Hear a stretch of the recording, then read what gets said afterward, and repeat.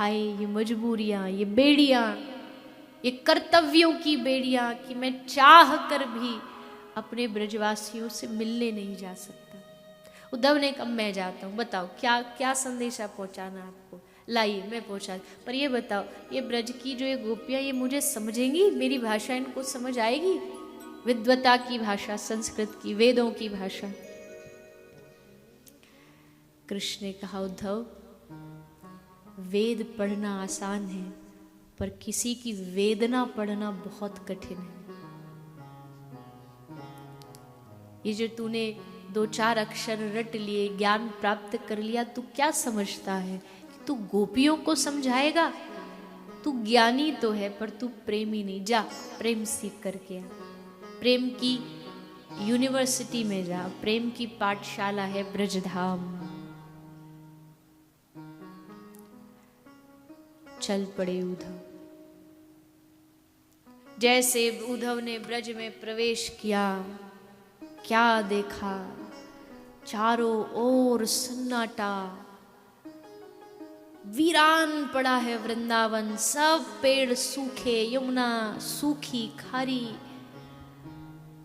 उद्धव को लगा ये वृंदावन, मैंने जो वृंदावन सुना था कि एकदम प्रेम से भरा, उल्लास से भरा, आनंद से भरा, यहाँ क्या है? ये तो चारों तरफ वीरान जंगल।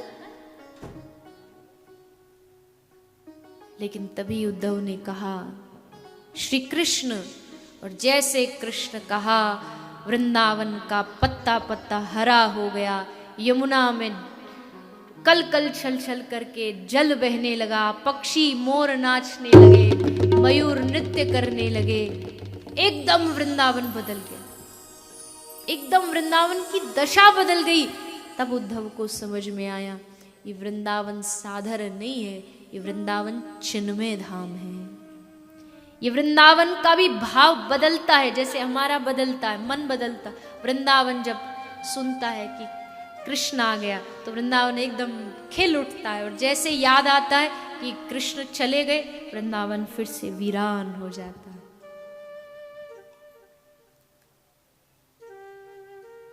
बार बार कहते ये जो ब्रजवासी थे ना, ये बार बार भूल जाते थे कि कृष्ण चला गया। जैसे यशोदा मैया एक तकिया को लोरी गा के सुलाती थी, कन्हैया सो जा, लाला सो जा। फिर एकदम याद आता कि अरे कन्हैया तो चला गया। ये जो भूलना और याद आना था ना, इसी के कारण ब्रजवासी जीवित थे। अगर ये इनकी भूलने और याद करने की अगर ये स्मृति नहीं होती ना, तो कब के ब्रजवासी प्राण त्याग देते। पर इनका भूलना ही इन पर कृपा थी।